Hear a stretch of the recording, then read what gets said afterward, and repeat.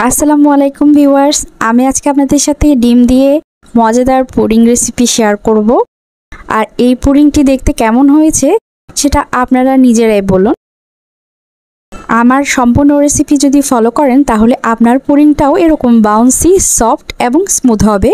তো চলুন দেখে নেওয়া যাক কিভাবে আমি এই মজাদার এবং সুন্দর ইয়ামি পুডিংটা তৈরি করেছি। পুডিং তৈরির পূর্বে প্রধান কাজ পুডিংয়ের ক্যারামেলটা তৈরি করে নিচ্ছি। তার জন্য 1/4 কাপ চিনি আমি একটা প্যানে দিয়ে দিয়েছি আর চুলার জাল মিডিয়ামে রেখে আমি চিনিটা মেল্ট করে নিয়েছি। চিনিটা যখন সুন্দর একটা কালার এসে গেছে তখন আমি এই পর্যায়ে এতে একটু পানি দিয়ে দিয়েছি আর পানিটা বলক উঠিয়ে আমি নামিয়ে নিচ্ছি। পানি দিয়েছি ধরেন 1/4 কাপ মতো। পানিটা একটু ঘন হয়ে আসলে আমি সেটা যে পাত্রে পুডিংটা সেট করব সেই পাত্রে নিয়ে নিচ্ছি।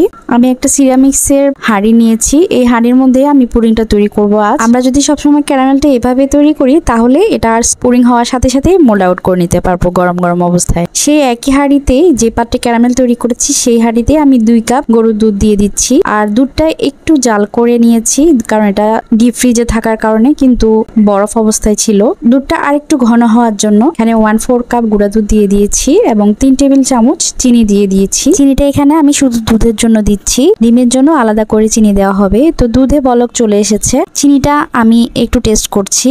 আমার মনে হচ্ছে এখানে 2 টেবিল চামচ দেওয়ার পরেও চিনি কম হবে, তাই আমি আরো 1 টেবিল চামচ দিয়ে দিয়েছি। মোট আমি 3 টেবিল চামচ চিনি ইউজ করেছি। দুধটা আমি এখন নামিয়ে নেব বলক ওঠার পরে আর 2 মিনিট জাল করেছি ব্যাস। 4টা ডিম ভেঙে নিচ্ছি।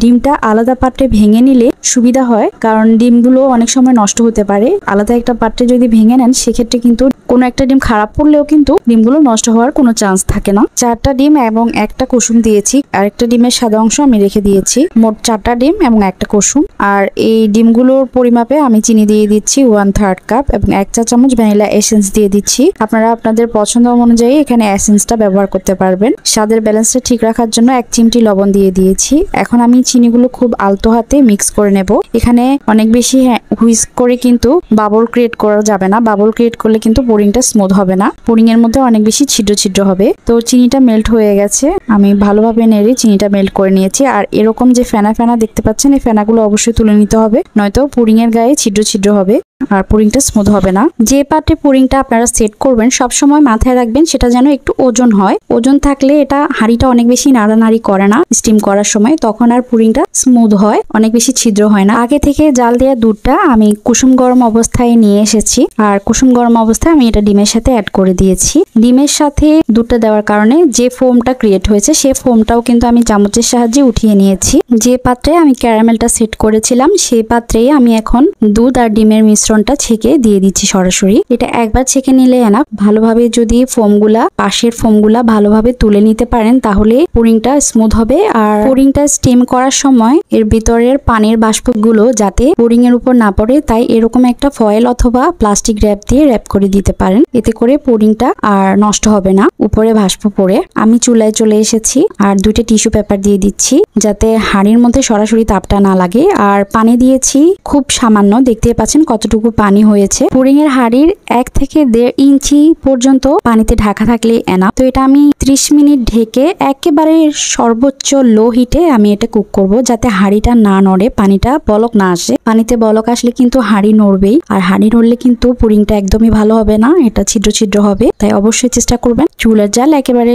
লোতে রেখে তারপরে পুডিংটা তৈরি করার, এতে করে পুডিংটা অনেক স্মুথ হবে। তো পুডিংটা আমি হয়ে গেছে, কাঠি ক্লিন বের হয়েছে। আমি এটা ডিপ ফ্রিজে আমি রেখে দিয়েছিলাম 10 থেকে 20 মিনিট রাখার কারণে কিন্তু পুডিংটা খুব তাড়াতাড়ি ঠান্ডা হয়ে গেছে। গরম গরম অবস্থায় আমি ডিপে রেখে দিয়েছি আর এখন গরম গরম অবস্থায় আমি পরিবেশন করছি। এভাবে করে ক্যারামেলটা তৈরি করার কারণে এটা কিন্তু মেল্ট হয়ে গেছে।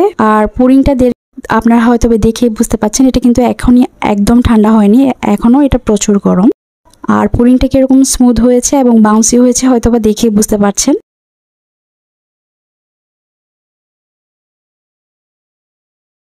তো আমি বাকি যে পুডিং এর অবশিষ্ট কিছু ছিল আমি সেটা এই পাত্রে সেট করে নিয়েছি। আর এই পাত্রে সেট করার সময় আমি অতটা ধ্যান দেইনি, আমি তাড়াতাড়ি এটা হাই হিটে কিন্তু তৈরি করে নিয়েছি। এটা হতে বেশি সময় লাগেনি, তাই এটা কিন্তু স্মুথ হয়নি। আপনারাই কিন্তু তফাৎটা দেখে বুঝতে পারছেন, ওইটা কিন্তু একেবারে জালিদার হয়েছে আর এটাতে খুবই কম জালি সৃষ্টি হয়েছে আর খুবই স্মুথ এবং নরম।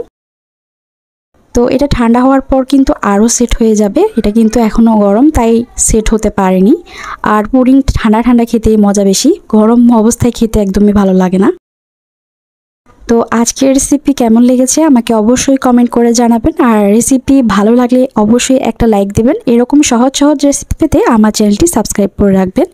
আজকে তাহলে এখানে বিদায় নিচ্ছি, আবার দেখা হবে নতুন রেসিপি নিয়ে। সবাই ভালো থাকুন ততক্ষণ পর্যন্ত। আল্লাহ হাফেজ।